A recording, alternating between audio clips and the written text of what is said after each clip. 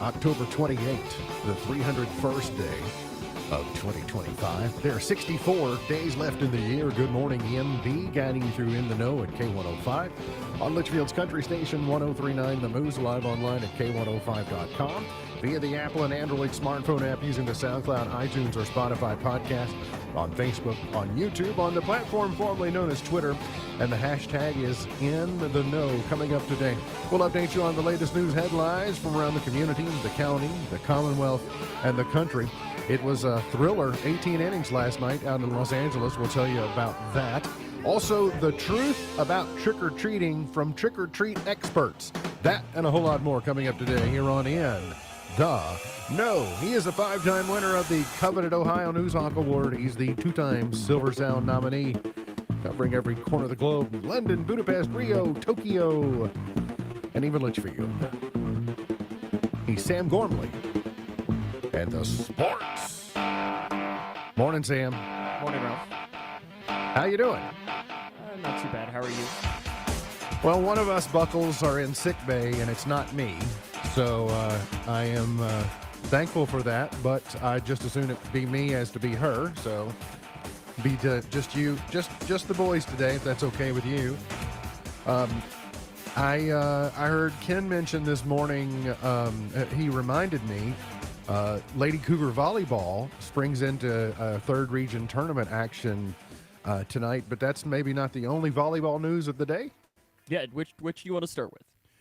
You start with whichever one you want. You're the sports expert. Oh, well, we'll start with the game since you mentioned that first. The Lady Cougars will play in the third region quarterfinals tonight against Owensboro Catholic at Owensboro at 7:30. So it's the late game. You know how they always do the twos. They're playing the late game.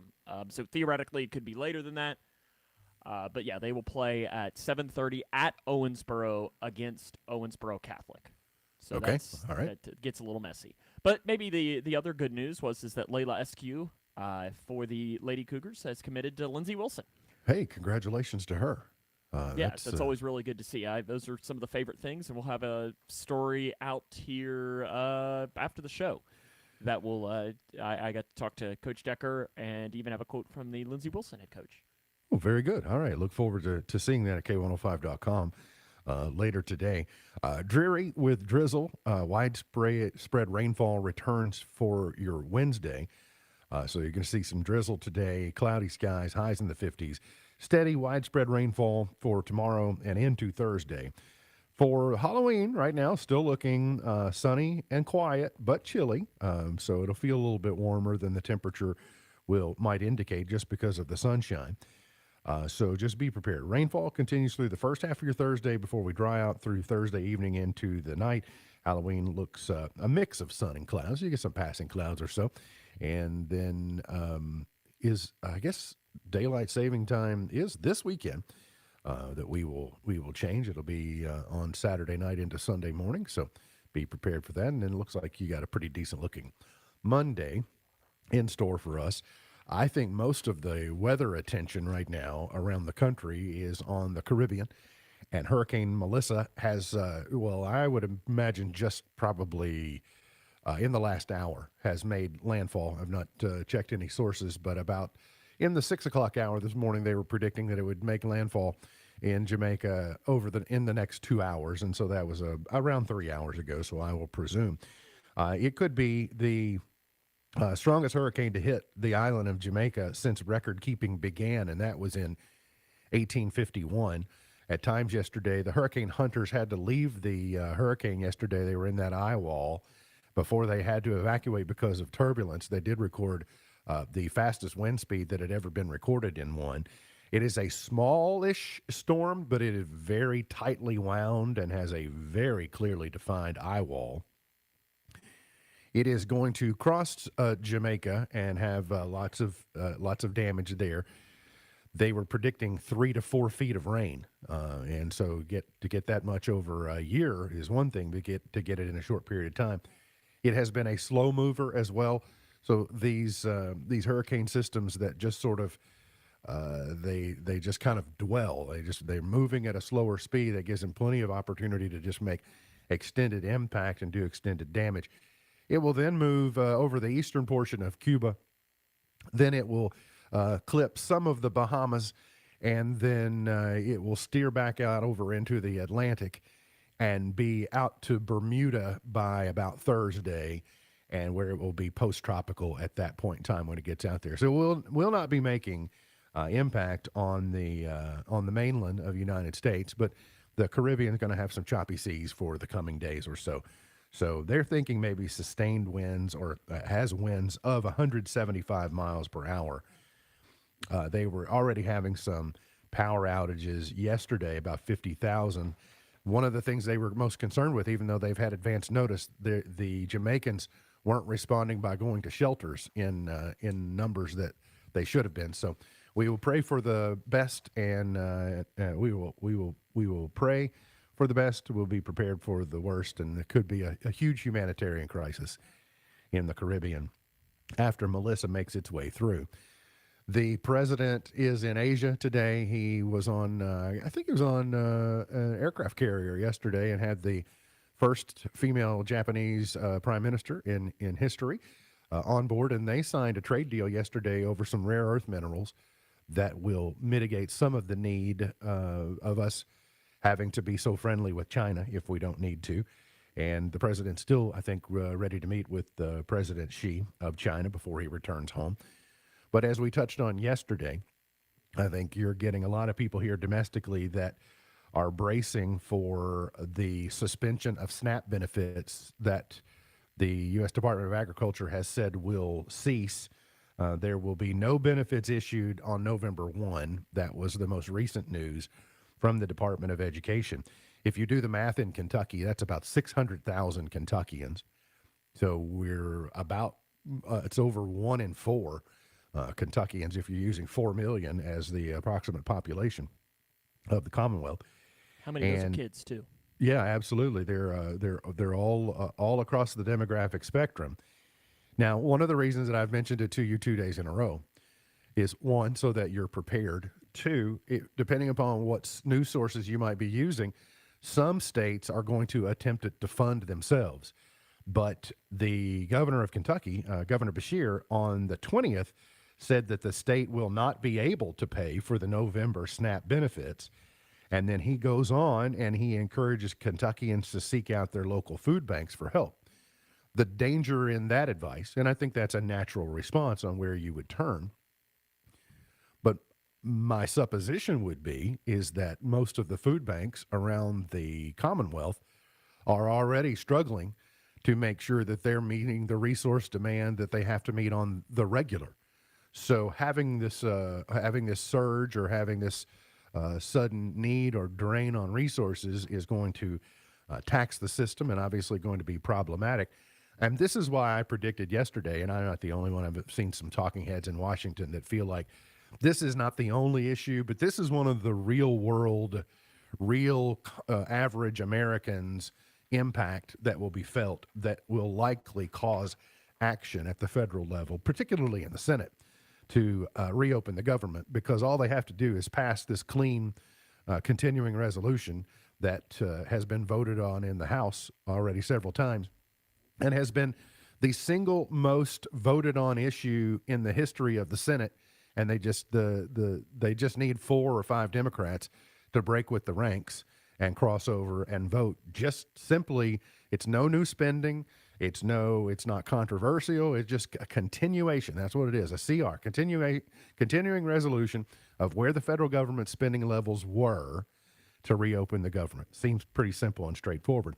And if they don't do something, then you're getting ready to find some people who are going to be really in a pinch suddenly when it comes to SNAP benefits. Close to home, headlines, not that doesn't impact us close to home, because it does. A Bee Spring man newly released from jail has been arrested for fleeing from and fighting with deputies and violating an EPO.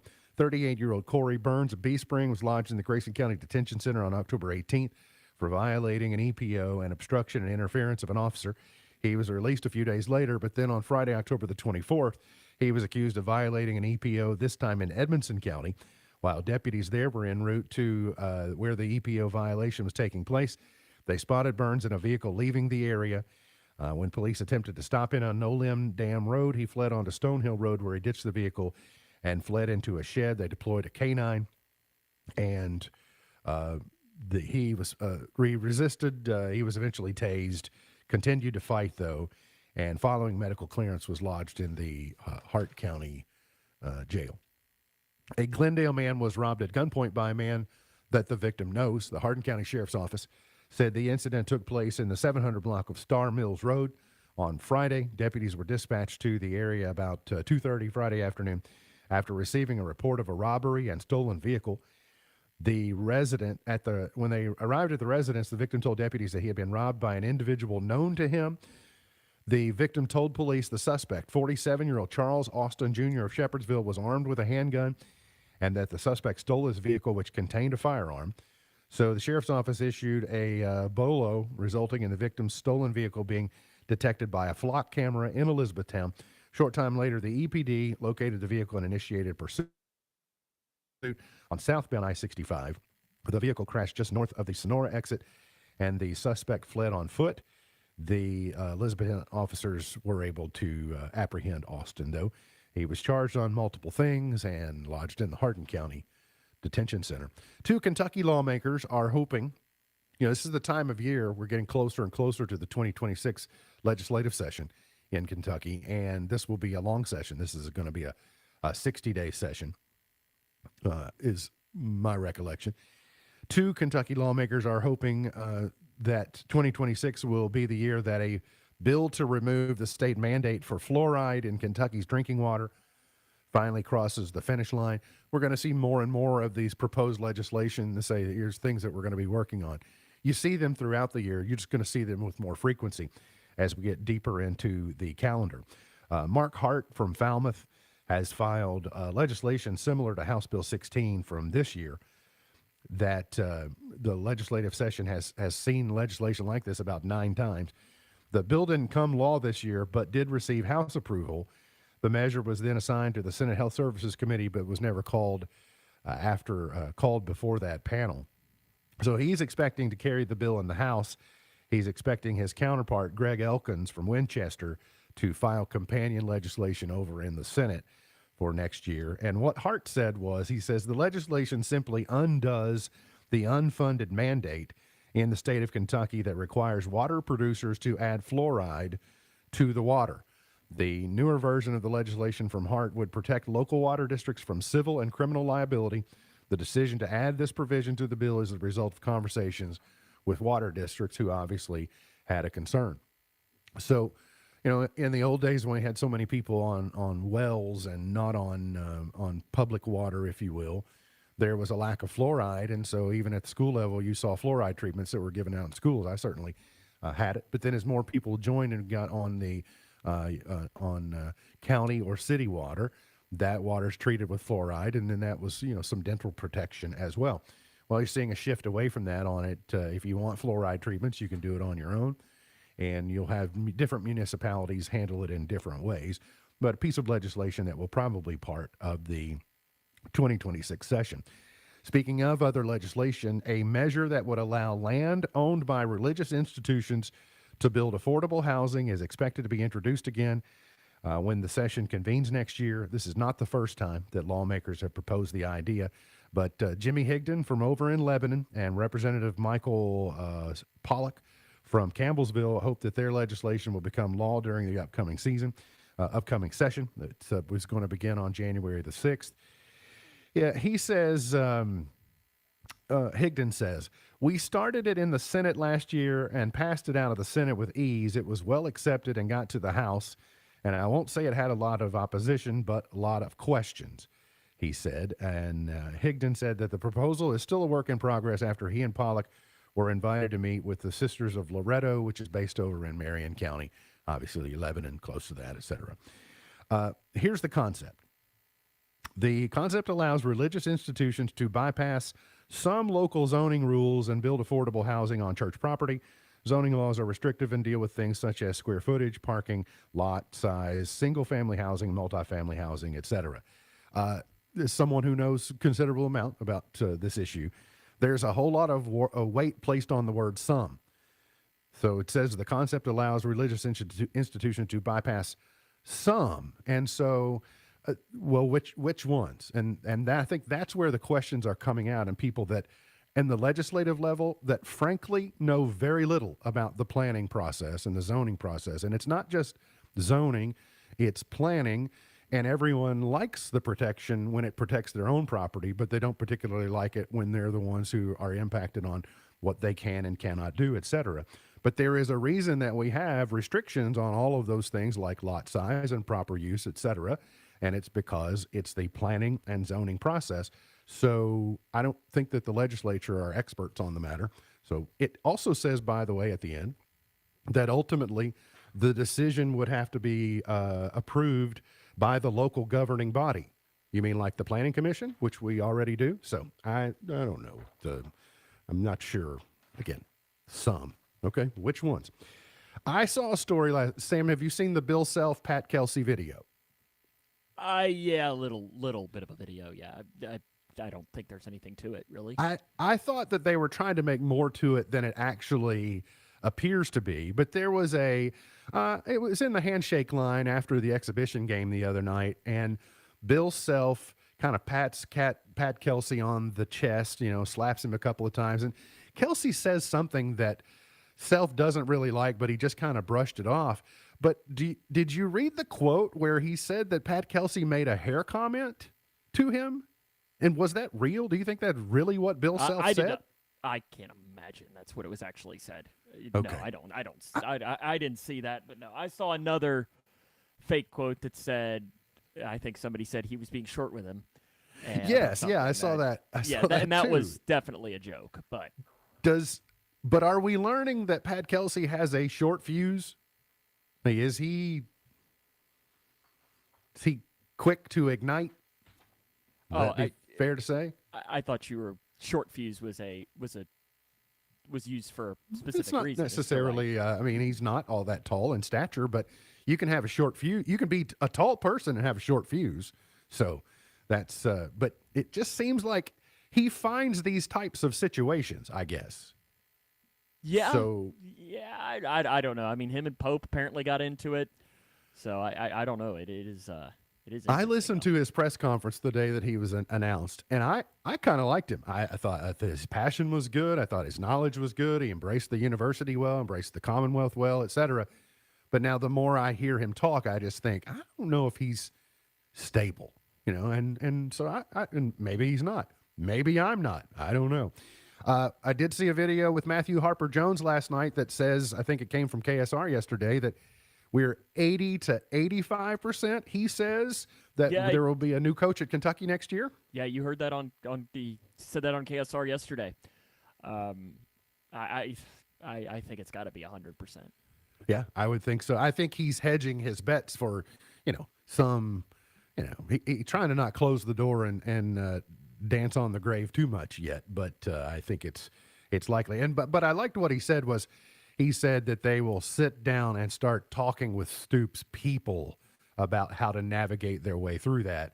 And that will be an opportunity for, him to be benevolent and for the university to be somewhat benevolent and end this in as peaceful manner as possible without trying to tarnish either one of them. And then there was no way I could stay up for all 18 innings. I just watched a couple of innings last night, but what a classic for Game 3 of the World Series at Dodger Stadium. It kind of had a Hollywood ending again last night as Freddie Freeman led off the bottom of the 18th. He homered leading off the bottom of the 18th, and then Ohtani went deep twice during another record-setting performance. The Dodgers beat the Blue Jays 6-5. They now take a 2-1 lead. They used 19 pitchers. 10 of them were for Los Angeles.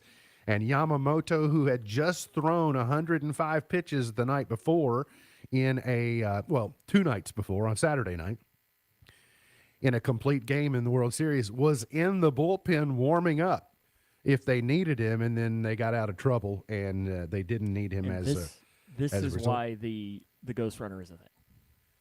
You think the Ghost Runner is needed even in the World Series? No. I'm saying this is why you don't have it. This is why it's a thing in the regular season.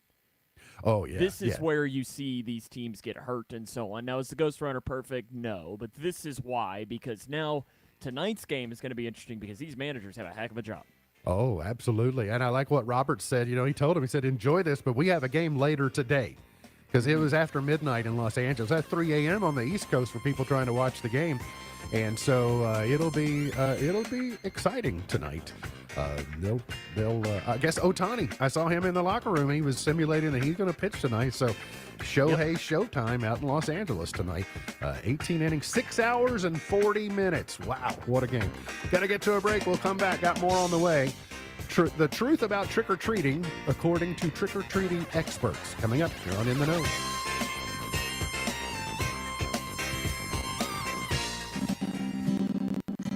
Hi, I'm Dr. Ashley Gabbard, internal medicine physician with Owensboro Health.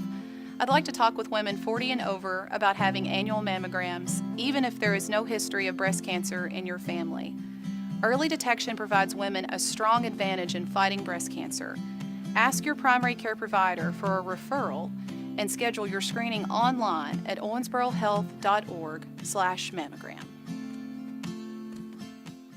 Today, successful small businesses are lean, portable, and focused. If you're running your own business, you need to stay in tune to your customers, vendors, and employees. That doesn't leave much time for processing payroll and reporting, much less the overall performance of your business. The firm of Buckles, Travis, and Hart has a full offering of services for small businesses. Payroll processing, tax liability, unemployment, and financial reporting, just to name a few. Think of them like a built-in business manager, but they don't get sick and they don't ask for time off. Call or contact today to help get your business focused across the board. Buckles, Travis, and Hart, 270-259-5604, GraysonCPAs.com. Not everyone's cut out for the open road. Some folks like the steady 9 to 5. Others crave the call of the wild or the unpredictability of a snowstorm. That's where Youngblood Excavating steps in. If you've got a Class A or B CDL and ADOT medical certificate, we need you for our snowplow team.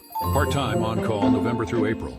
Answer the call and earn $32.50 per hour. If you're up for the challenge, contact Youngblood Excavating on Facebook. Drive with purpose. Drive with Youngblood. Call 270-804-3999. Thinking about furthering your education? At Elizabethtown Community and Technical College, you'll get a high-quality education, close to home, at a cost that won't break the bank.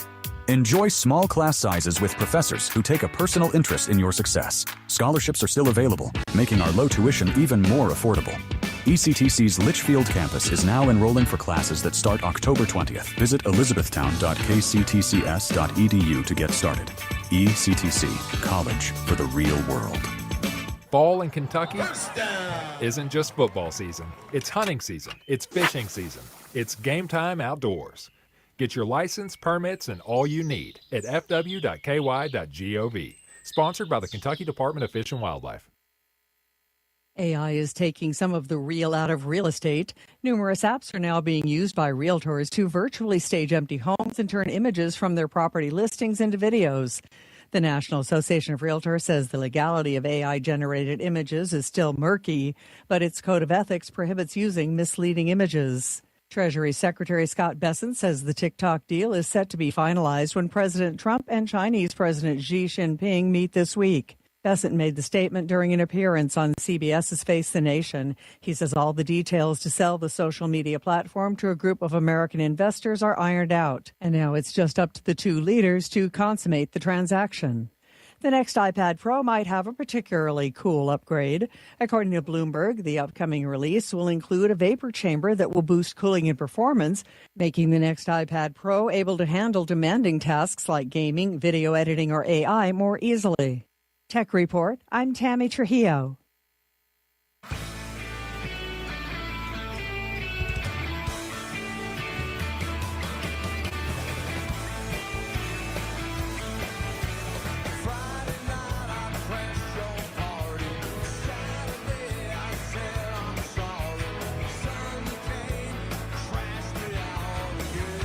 Today is International Animation Day. It is Plush Animal Lovers Day. We used to call them stuffed animals. Now they're plushies. I know a 9-year-old who may have more plushies than any other little girl on earth. It's Statue of Liberty Dedication Day and National Chocolate Day. Most cocoa comes from West Africa. By the way, I read today that white chocolate is not actually chocolate. It does come from the cacao plant, but it is not chocolate, if you will. And vote early day. If some states, they have elections this year, so vote early day is kicking off today. It's nice not having an election here. Yes, it is. It's been nice and quiet. There's only one good thing about election years when it comes to our business. It is. And but election day is a busy night. it is, and but next year I think it's shaping up to be a pretty good sized one. So we will be prepared for that. Certainly going to have a Senate race next year, and obviously some local races as well. We are just a few days away from trick or treating on Friday. It will be the final day of the month, and it'll be the final day of the work week. It'll be the final day of the regular high school football season as well, so it's going to be a big day. Yeah, I got to go back and look and see the last time the Cougars played on Halloween. I hadn't gone back and looked at. I'm going to go probably 6 years or so since no, because I think I feel like I would have remembered if they would have played on Halloween. All right. And maybe I'm wrong, but Well, might just be typically, getting old. I think if I do my math correctly, I think typically they have to fall through. You get leap year, which throws it off one, but you stair step through the days of the week by the date as the years roll by. 2014 was the last time it happened. 2014. So that explains why I don't remember it. Yes, it does. The truth according to trick-or-treaters. If you've got some seasoned trick-or-treaters, maybe some 10, 11-year-olds, maybe a 12-year-old, they have got the trick-or-treat strategy dialed in, and they know the truth about trick-or-treating. Which house to go to, which house to not go to. That's right. They know that lots of decorations means good candy because it shows they spend a lot of money on Halloween.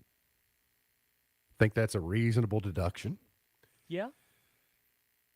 Expert trick-or-treaters say it's also better to choose your candy than to have someone else choose it for you. Yeah. Then you get what you want. That's right. And so if you don't get if you end up with a dud, and I don't Or eat if a you milk get the dud, houses then, that say, please take one. Oh, yeah. Oh, yeah. One handful. They say that old people are either very generous or give you one peanut. There's no in between. Yeah, that's probably pretty accurate. The pendulum swings all the way across the spectrum. The cuter the costume, the more candy you get. Oh, Yeah.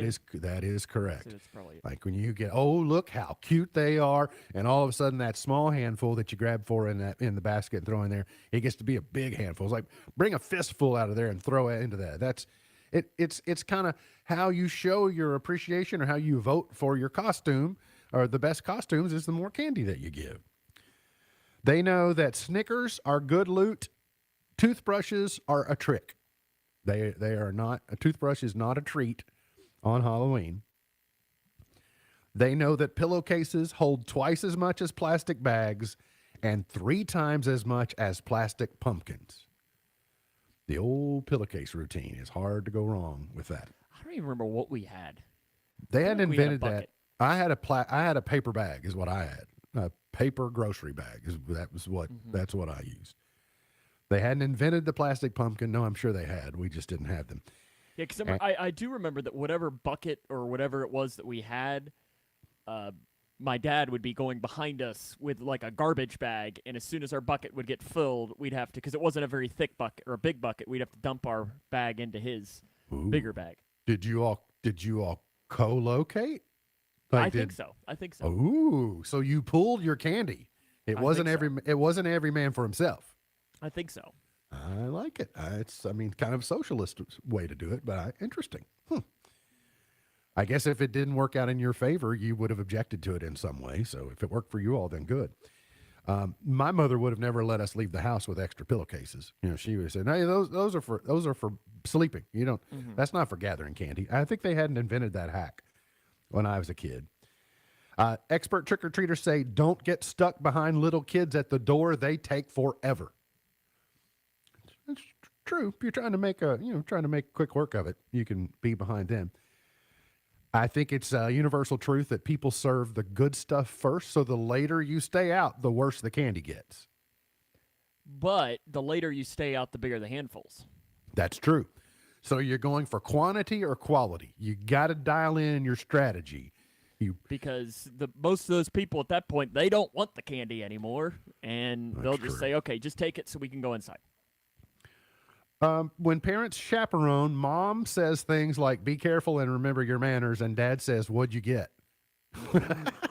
And dads also stay out later, according to this expert. I think all those are pretty much spot on. I did read a thing, it comes up in Reddit a lot, or Am I the Butthead Forum, or is it rude to neighborhood hop on Halloween? We never did it because I grew up in a neighborhood. So, and my neighborhood was pretty large, so it was never something that we needed to do. So you never had to leave the neighborhood to go. What about people who live out in rural areas or live in neighborhoods that maybe aren't as affluent or just aren't as big, and you go drop your kids off in a neighborhood where you don't know anyone, and you say, I'll be back in a little while, or you just let them go and just kind of, track them slowly through the neighborhood? Is that fair or foul? I don't know. I mean, you do you. I think it kind of depends a little bit. I think that if you're just doing it for the selfish aspects of it, then it's rude. Like if it's done with rude intentions to take advantage of people, then it's rude. If you're doing it because, let me give you a perfect example. There are older neighborhoods where older people live. Let's say it's a subdivision that was formed in the 1980s. And now you have people who are still living in that home, but there aren't kids in the neighborhood any longer. There aren't, their grandkids live away, et cetera. So there are some times that older people in older neighborhoods would probably appreciate the neighborhood hopping because otherwise they're not going to have any, enjoyment or people stopping by or what have you. So I think there are ways to do it. I think there are ways to, I think the safe spot or the trunk or treat, or I wonder how much longer we're actually going to go door to door. It's been so diminished anyway. Between the fairgrounds, I'm sure Clarkson has something. I know that's the Caneyville rural, has something. It's the rural aspect. It brings them together to one central location. Because, like for us, I mean, my parents will still get trick or treaters at their house in their neighborhood. Right. Well, and are there still lots of kids in the neighborhood that you grew up in? Well, see, so my parents have moved to a different neighborhood. All right. So All right. They're in the same neighborhood, but they're in a very different portion of, because the neighborhood I grew up in is a large neighborhood. So they've moved to the other section of it, and I would say there probably aren't as many kids in that section, but I mean, I think they still have some on the street I grew up on for a while. Well, when you have good pedestrian transportation systems, and there's sidewalks and everything. Yeah, it lends itself to, just being able to roam, to actually go door to door and be efficient. But in places where the houses are spread out or there's not, you got to get in the car, go to the next house, get out of the car, et cetera. That is just inefficient. And it lends itself to doing more of the trunk or treat type of setup. We being Sam, you and I, we both are using an increasing amount of AI in our daily lives. Would that be fair to say? Oh, yeah, 100%. So I am finding new ways. I'm finding ways, discovering, so I can use it to do that. I can use it to do this, etc. It helps me in a lot of ways of just creativity and just sometimes getting the juices flowing on. Or if I'm writing a sentence, and sometimes when you're writing a sentence for an email or for an article or something, just you keep writing it and it just doesn't. It's not going the way you want it to go, so I'll throw it in there, and it'll be like, oh, write it this way. And I'm like, yes, that's exactly what I was hoping to do. You know what? One of the biggest ways that I've noticed a significant difference in some of your work is in imaginative headlines. And we'll use some different headlines for something. And sometimes our football stories are pretty much written by AI as I put the information in there, because that would usually take me an hour and a half of work, and I can do it in just a little bit to still get the information out there. Mm-hmm. But I've learned that you got to go in and change, because sometimes there's been one or two times where it's just assumed somebody was Jake Bratcher. He's probably a junior. Let's call him a junior. And I've been like, wait a second. And it's got me once or twice where I just haven't realized I'm like, why? I never told you whether he was a junior, senior, freshman, whatever it might be. But it is much more efficient to shift into editorial mode than it is does. to be in author mode and then also have to be self-editing, etc. And I've told it to not be an edit because it sometimes will, they go on a miraculous drive where, I'm like, no, they don't go on a miraculous drive. We're not writing for a Pulitzer here. So, we're just trying to get the information out.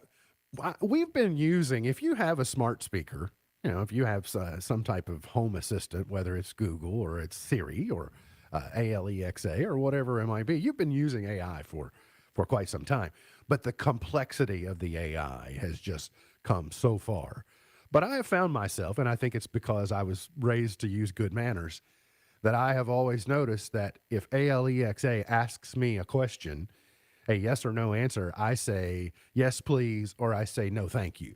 And that's because that's what I would do if they were a human. So I don't differentiate between the AI. So I just find myself, and that's just kind of just my automatic response. But a new study is showing that using rude prompts may boost ChatGPT accuracy. And by that, we mean something like this. Would you be so kind as to blank gets an 80.8% accuracy, while very rude ones like, I know you're not smart, but try this, get 84.8% accuracy in the responses. No, But I'm nice to my AI. I'm nice to mine as well because I feel like they're say learning. Thank you. At some point in time, being nice to them is going to pay off to you in some way. I don't know whether it's going to be today, but if you're nice to them, then there's no incentive for them to be mean to you. Yeah, and plus, if it takes over the world, I want it to know I'm its friend. That's right. Don't you want to be on the side of whatever is controlling the universe? I do. I just think that just makes, I am your friend. Makes good sense. That's right. The team says while finding of scientific interest, we do not advocate for the development of hostile or toxic interfaces in real-world applications. I think it spills over into other things. I think do you treat dogs that way? Do you treat your AI that way? If you do, you're more likely to treat people that way. So just be nice and be polite and maybe just think about other people before you decide to send that email. Yes. Got to get to a break. We'll come back. Today's Did You Know? Coming up here on In the Know.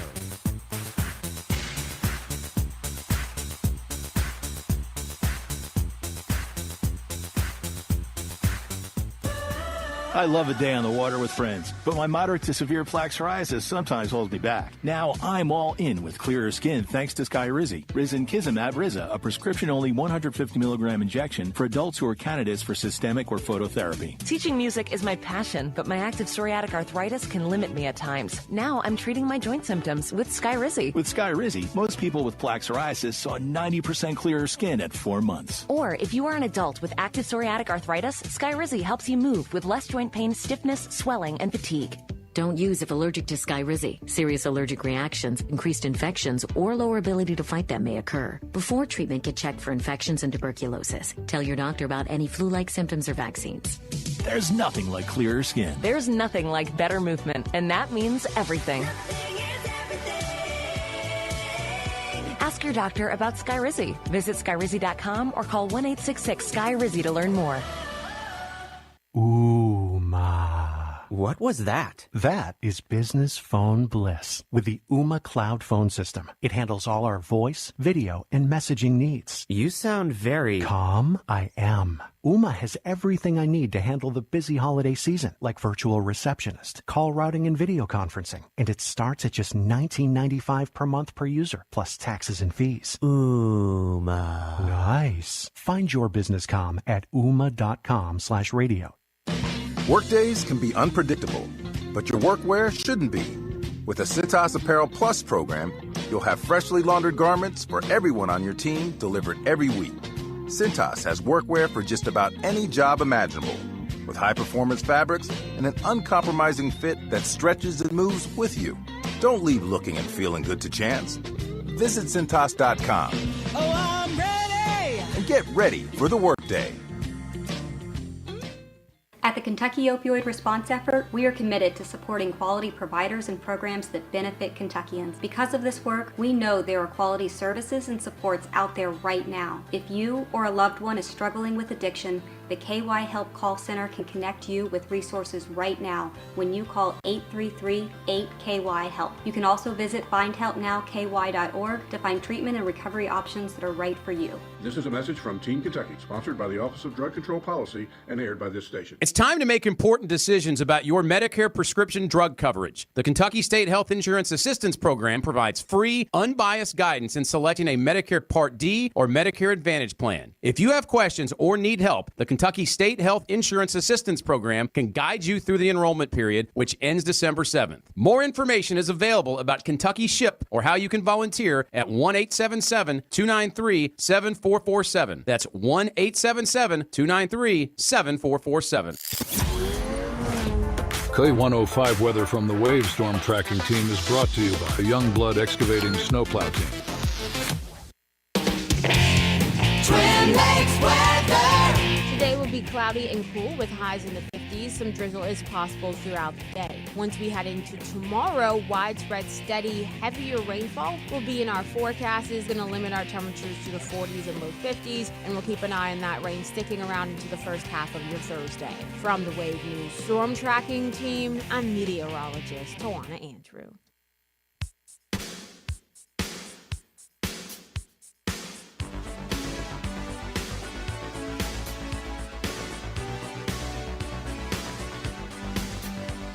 Did you know the revenue generated from gambling is more than the combined revenue from movies, cruise ships, recorded music, theme parks, and spectator sports combined? Now, I've heard that stat before, and I always wonder, Sam, does that include the legal gambling only, or does that include both, or either way? It's a staggering number. I mean, you just think about how much revenue Universal and Disney World, and take all the theme parks and put that together. All of the recording music industry in an annual basis. Everyone that goes to the theater, everyone that goes on a cruise, put all of that revenue together, and still not as much as revenue generated from gambling. Like J.B. Pritzker, what was the story that he had some insane amount of gambling winnings, I remember, and I think is it blackjack or something that he won big at blackjack, or I don't know. There was some I can't remember what his. I saw him on with Brett Baer last week, and he kind of made a rev. He asked him about that a little bit. He kind of laughed it off a little bit. We do know that the story I have in front of me is actually incorrect about the performances of the national anthem. Well, maybe it's actually right, but it's dated in a weird way. It says on October 28th, Brad Paisley is going to perform the national anthem. Oh, they almost had to bring him back out there on October 28th. In Game 3. He has now, what's the stat I saw this morning? Let me make sure I get this correct. There have been 2 games. I must not have done the screen cap. Let's see if I can still have it. He has sang the national anthem at the World Series twice, and both of them have been very dramatic games. And I'll probably find that again today. I don't want to say both of them have been 18, but in that last game that went really long in the World Series, I think maybe 18, he it was did. 18, yeah. Yeah, so it's are they likely then to invite him back? Like, does inviting him back to sing it a third time guarantee an 18-inning game? I'm sure the other teams would say, yeah, let's not have that happen. Tanashi, whoever that is. So here it is. Okay, so he's done it 4 times. He's done it 4 times. Yes. Game 2 World Series in 2017 went to 11. Game 3 in 18 went 18. Game 1 in 24 went 10. Game 3 in 25 went 18. Okay, there's something to that, sounds like. He knows how to get bonus baseball. Tanashi, or Tanash, whoever that is, Tinashe, is singing the national anthem this evening. John Cena is going to make his final WWE Raw appearance. The date has been revealed amid his farewell tour.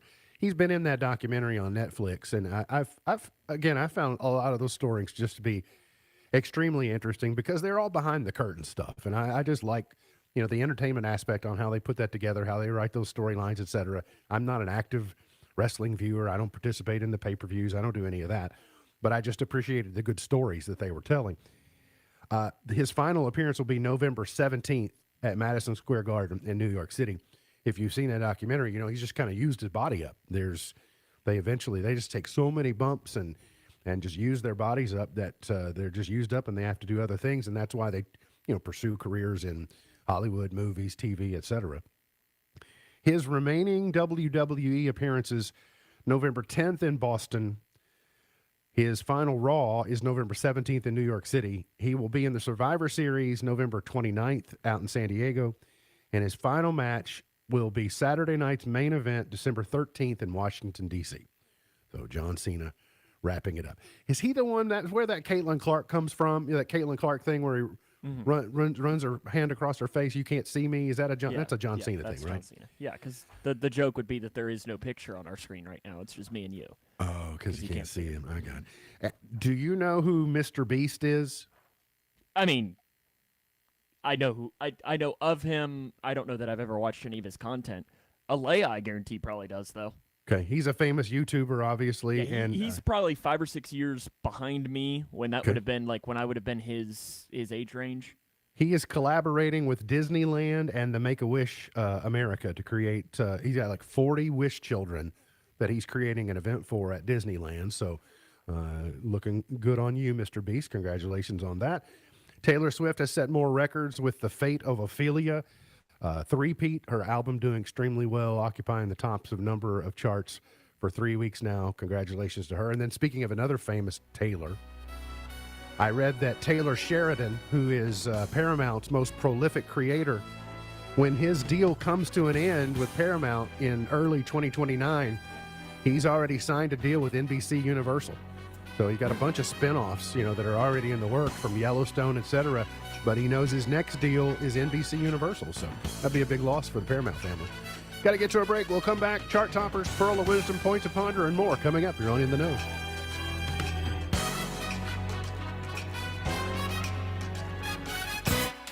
There is only one reason respected author and marriage expert Dr. Gary Chapman vacuums his house: love.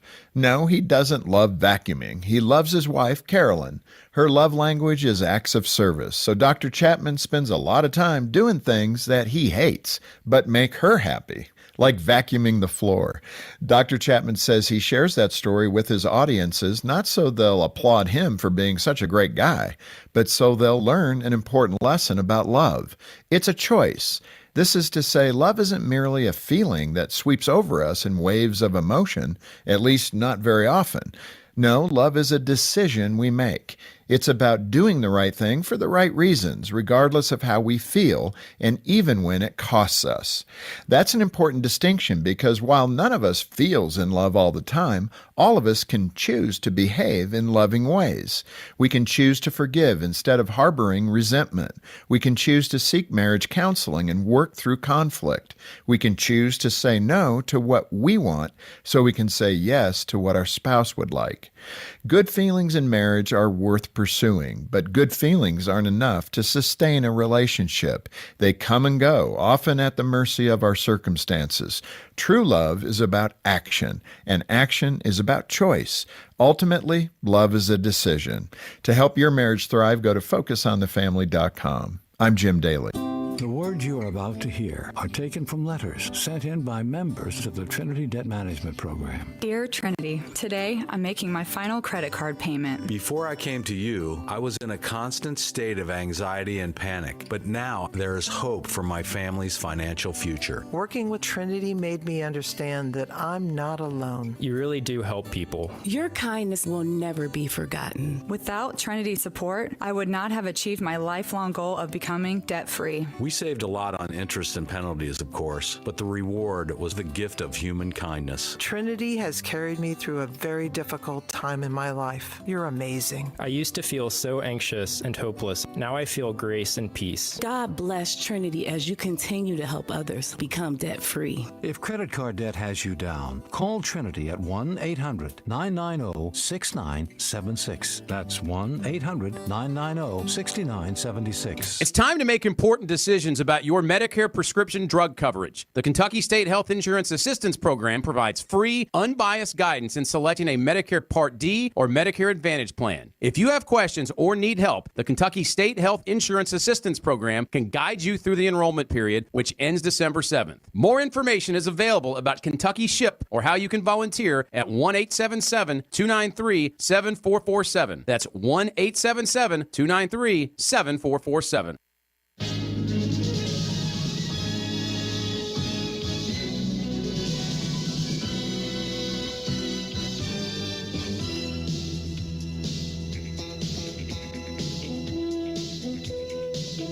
MB's point to ponder for today is making your bed each day a big deal. Making your bed each day a big deal. By your smirk, I presume you say it is not a big deal. No. I mean, no. This says, I read a thing from Psychology Today that said most people don't. And I would have presumed most people did. I do, and I thought, well, I'm just like everybody else. But this does say that you should be one who does straighten the sheets. Successful people make their beds. As a result, they are happier.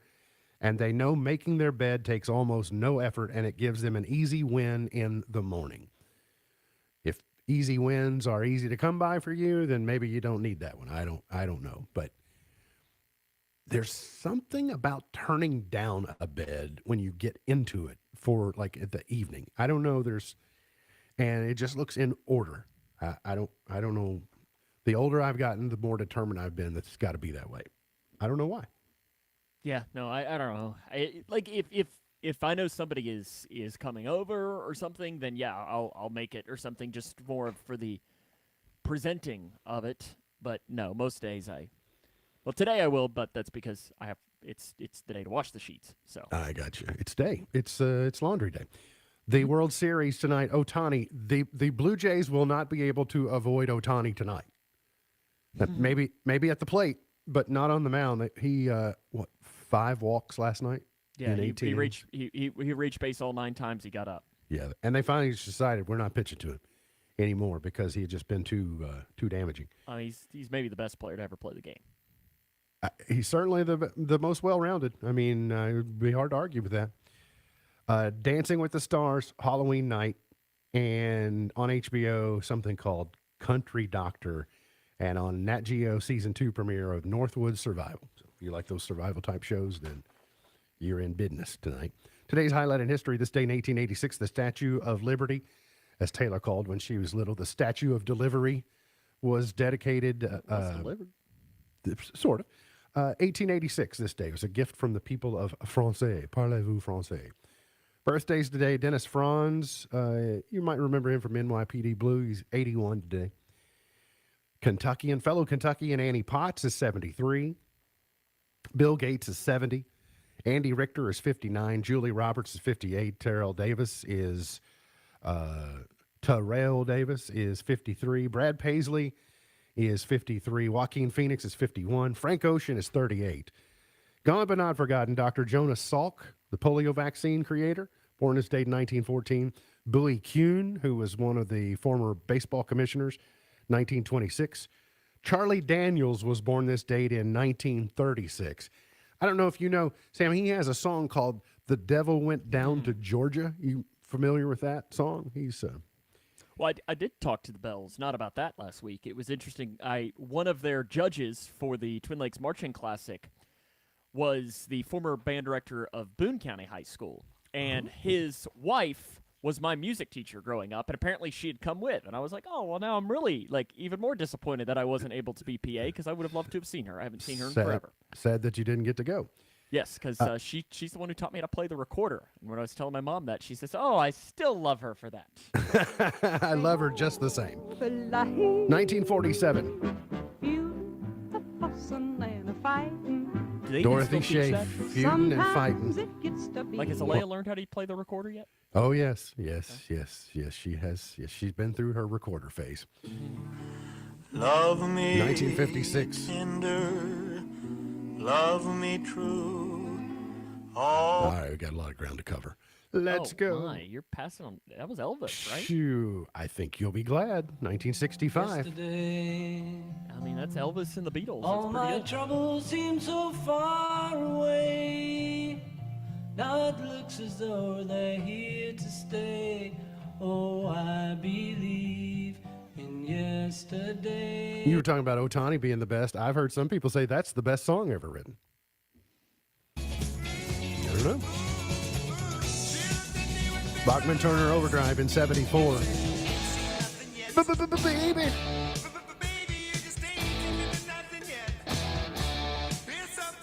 You think Randy Bachman is actually a stutterer, or you think he just did that for that song?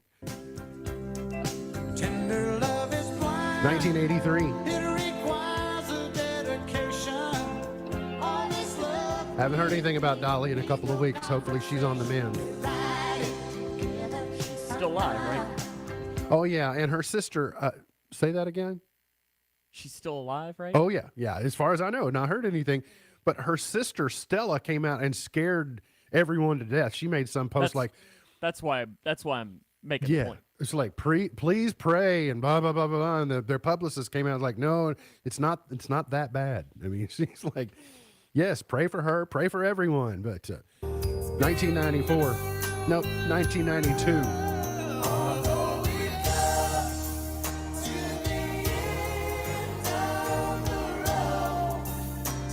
Let's go to 2001. So you might remember what happened in 2001 in September. So by late October, Brooks and Dunn were number one.